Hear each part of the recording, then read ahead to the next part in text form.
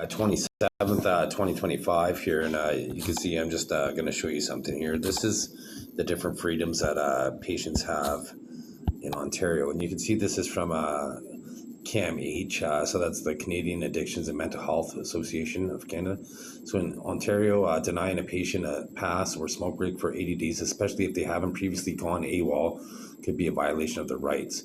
While patients do have responsibility, including cooperating with healthcare professionals, they also have rights like freedom from harm, and dignity.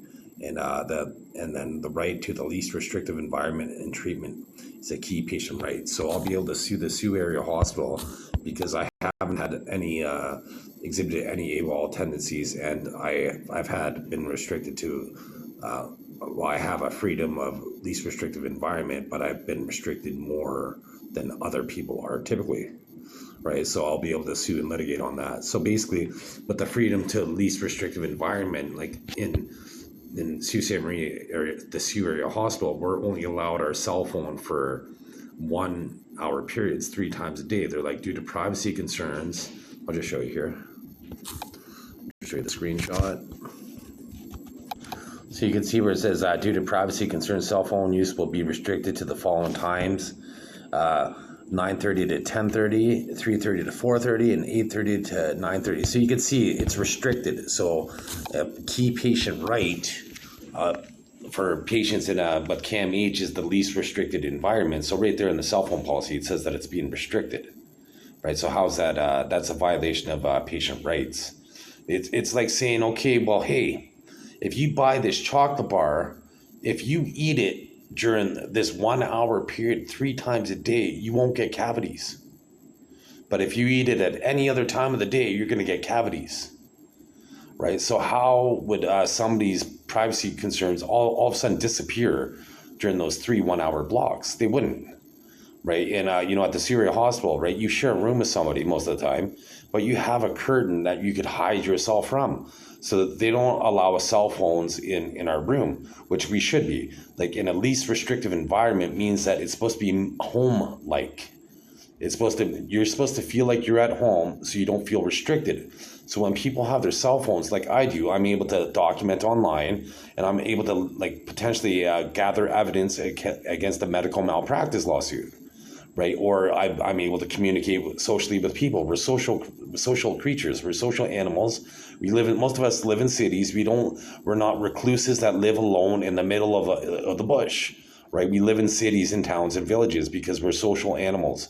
We're social people. We need civilization, right? Most of us to survive, right? So for the Sioux Area Hospital to restrict us, and it says restricted during those periods of time. So that's in contradiction of one of the key patient rights that we have is least restrictive environment and treatment. So another lawsuit I have against the Sioux Area Hospital is I have a medical marijuana prescription for anxiety, right? That I've been, so let's see, there was 27 days in May, 30 days in June. So that's 57. And today's, so that's 84 days. This is day number 84 that they've withheld my medical marijuana away from me. So I take medical marijuana to alleviate anxiety. So that means, I haven't exhibited any psychosis. And, my current doctor, he thinks refusing blood work is psychotic. It would exhibit psychosis, refusing blood work. But refusing blood work isn't psychotic. And he's like, well, his family has a history of diabetes. Well, first of all, he's a psychiatrist. And so, I didn't want that announcement to be on because there's certain frequencies they try to communicate on. But anyway, so he said that he has a family history of diabetes, and a psychiatrist's role isn't to diagnose diabetes. That's why we have medical, general practitioners. And the last time I see my general practitioner, they never want blood work for diabetes for me. They never do. Based on my genetics, here's my genetics right there. I can never get diabetes unless they manufacture my DNA. If they edit my genetics, then I could possibly, because they've tried for 20 years, right? So I could never get, and the Canadian government offers me money to buy my blood. So I'm reluctant to give my blood away. And with over-diagnosis and mistreatment, I'll just show you some facts here, why people refuse blood. So you can see people may refuse blood work due to the fear of needles, fear of blood, concerns about potential pain, bruising, or other adverse effects. Some may also have religious objections, particularly blood transfusions. Others are concerned about the accuracy of results. And with diabetes, there's not 100% accurate with diagnosing diabetes. The potential of overdiagnosis and unnecessary treatment. So Dr. Chin Edu, like CHINEDU is his first name, and then Ogbonna, OGBONNA. He called me, I'll just show you here. He called me a he 3 times and a her. Well, he called me a he 3 times, a him once, and a her 4 times. So I don't respect his opinion whatsoever. With his opinion and bus fare, I'd be able to get on the bus. So you can see right here where it says Christian maintains that he, and then her.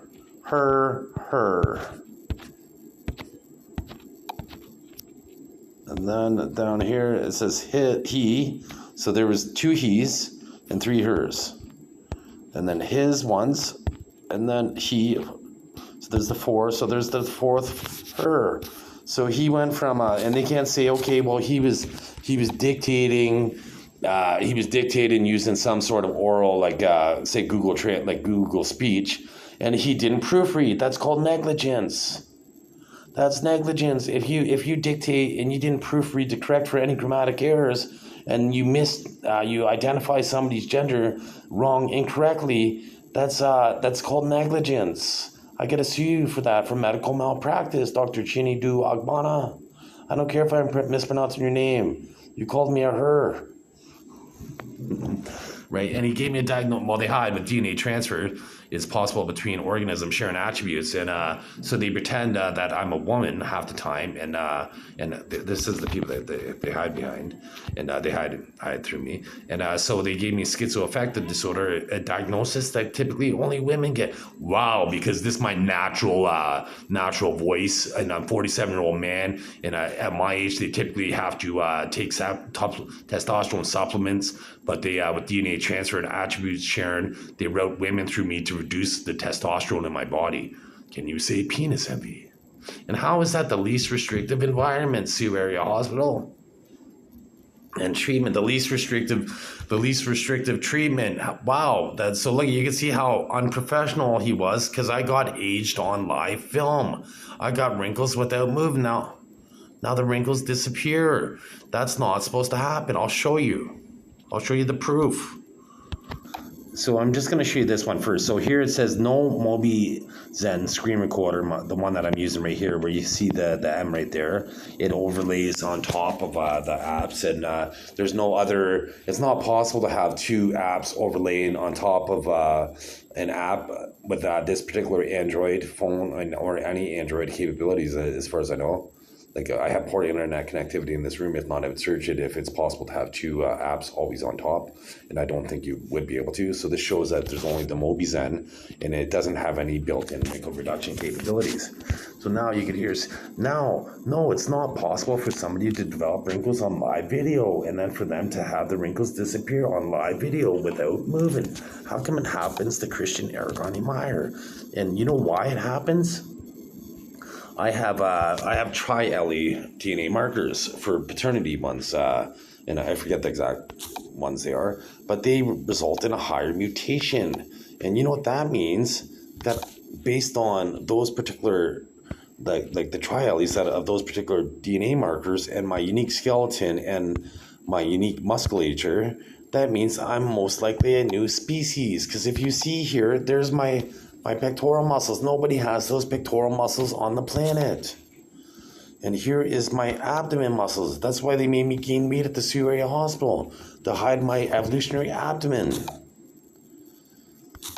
So I'll just show you here. I'll go to the proof folder. In the proof folder, it shows my genetics. So right there, this shows you can see right here how I missed the numbers in those columns. So that means that I have tri-LE DNA markers.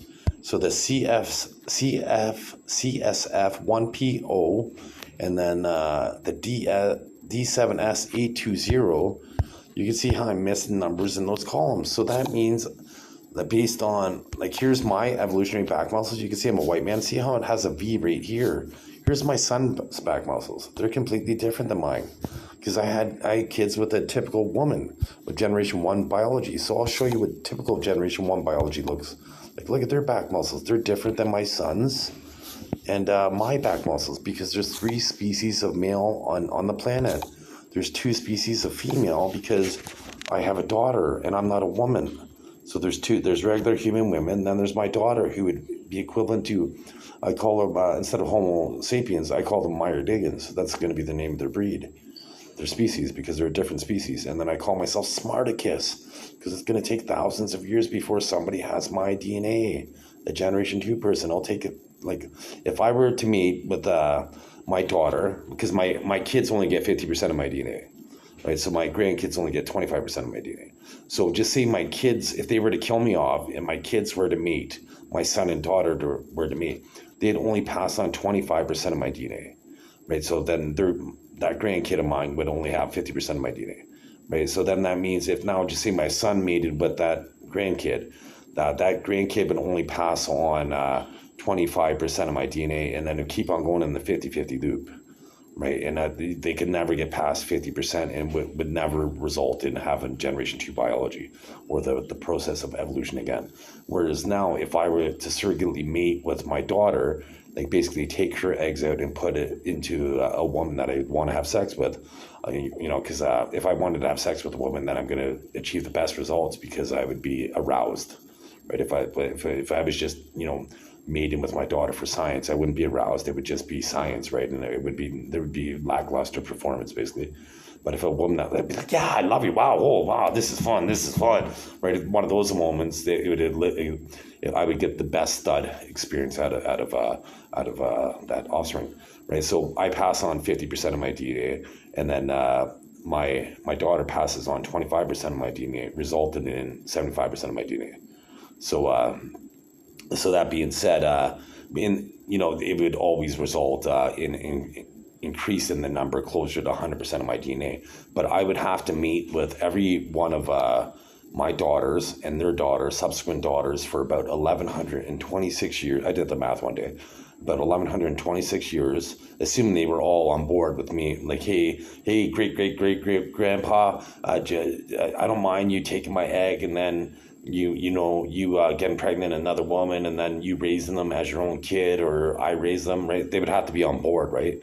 And it would take about 1,126 years, and but there's a 50-50 chance that they could be male or female, so it takes about 2,000 years, and then it takes about, say, another 300,000 to 400,000 years for it to kind of incubate, and then evolution 3 process would happen. Then I would have to mate with these descendants for another 2,000 years or so to result in evolution 3, because the very first man, he most likely lived to be about 10,000 years old or so. That's why in the Bible and all these old religious texts, these people lived an incredibly long life. When I first read it, I'm like, wow, that's not even possible, right? People only live to be 80 years old, as if they lived to be 1,000.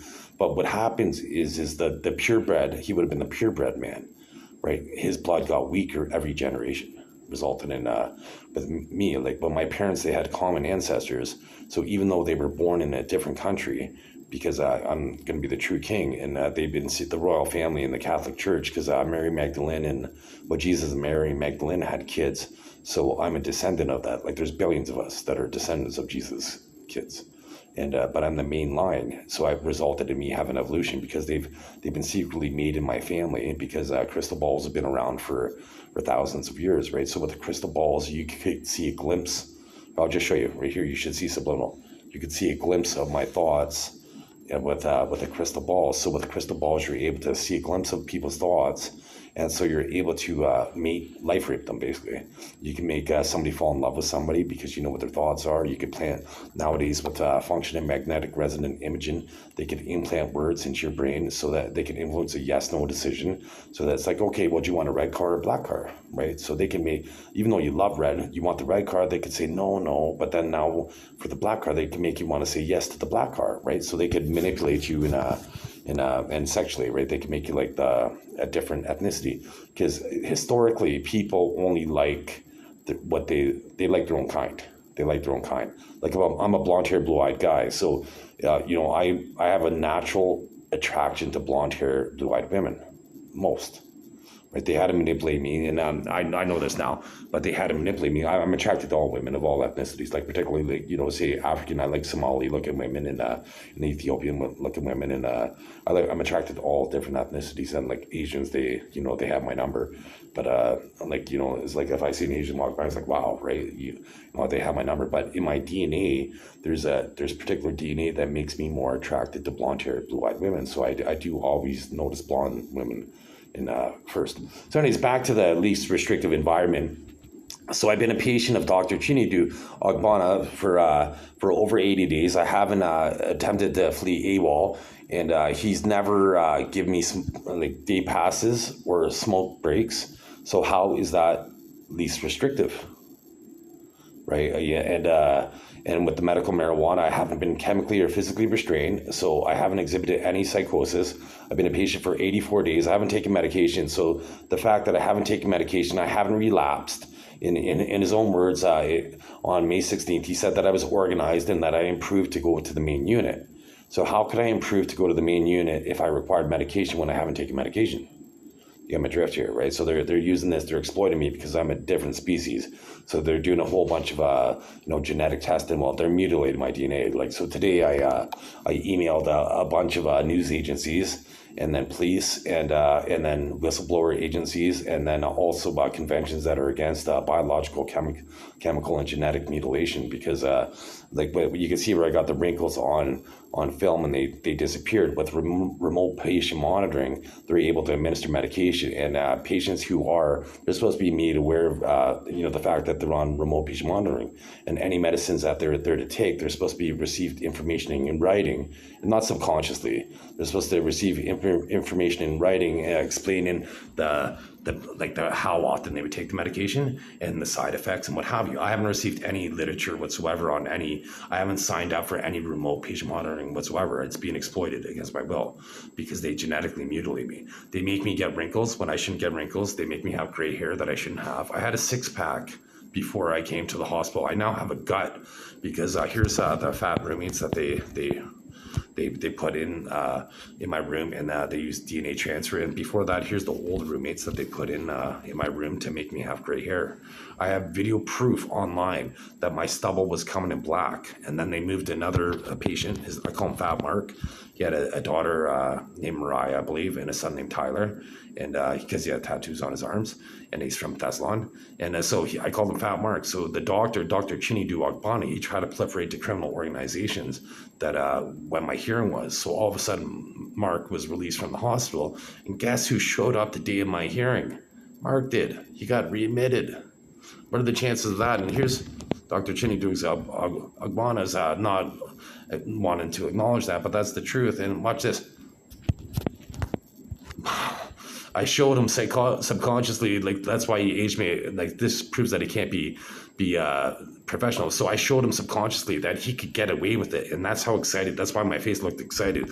And when I showed you the circle, that's how excited he was, and that's why his natural inclination to genetically mutilate me was exhibited by him giving me wrinkles. And then watch, I didn't move, and they disappear. They're diminished. Right, because they have different people. They have hundreds of people connected to me to make it so, and they're hacking this vein to stick out on that particular eye. But if not, so watch, like, that disappears as of July 13th, 2025. I'll just show you. I didn't have wrinkles under my eyes whatsoever. Right. I didn't have, like, so how is this possible without them modifying my DNA? And based on these particular DNA markers right here, I'll show you the ones in particular. And so this one right there, that one indicates that I should have perfect health, and then this one right there indicates that I should never get wrinkles or fat. Those two right there indicate that I should have perfect health and I should never get wrinkled or fat. How is that possible? How do I end up with wrinkles and fat and gray hair if I should never, based on those DNA markers? Like, you're gonna have some explaining it. How is this least restrictive environment and treatment in Canada at the Surrey Hospital. Based on the cell phone picture, right, it said cell phones are going to be restricted to the following times. So how could you say this is the least restrictive environment? So you can see right here, I'm just going to... So you can see I don't have any wrinkles, and this is from under my eyes, July 13th, 2025. So pay attention. So once again, I don't have any wrinkles under my eyes. How is that possible, Dr. Agbana? How is this possible, Surrey Hospital? How come I have wrinkles? How come you allowed Serena to come back? She lived in Blind River. How come you're pretending that I'm Serena? There's what Serena looks like. Now there's what that old woman looks. How come you're pretending that I'm a woman? How come you're making me have wrinkles? I showed the genetic markers. Like the geneticist, they're gonna know that I shouldn't have wrinkles ever. I should look 25 years old. I can't get disease. And here's the amount of cadavers they have connected to me right now. Like, I don't get disease. Like, and here's how long the average person would last if they had cadavers connected to them. 15 seconds. I have it connected to my entire life. It doesn't even faze me, because here's who I'm related to. And here's Pope Leo. Who does Pope Leo pray to every day? No, non-organic. Oh, Pope Leo prays to that individual every day. Wow. And who does the head imam pray to every day? Wow. Who does the head rabbi pray to every day? Holy cow. So who has the most divine blood on the planet? Wow, Christian Eric Arnie Meyer. So why are you violating me? Once I have 1 billion of my Muslim brethren come here in the Quran, if you steal, like shoplift, they cut off your hand for shoplifting. Imagine stealing my attributes. Right? Imagine what's going to happen to you when, that's 1 billion Muslims' anxiety. So imagine, like Susie Marie, I'm going to have like 1 million people come here, mercenaries, come here on boats, 80,000 in 12 different boats. They're going to come here and they're going to storm, go house to house. Like that song by Taylor Swift, Karma, town to town. They're going to hunt you down. You're monsters.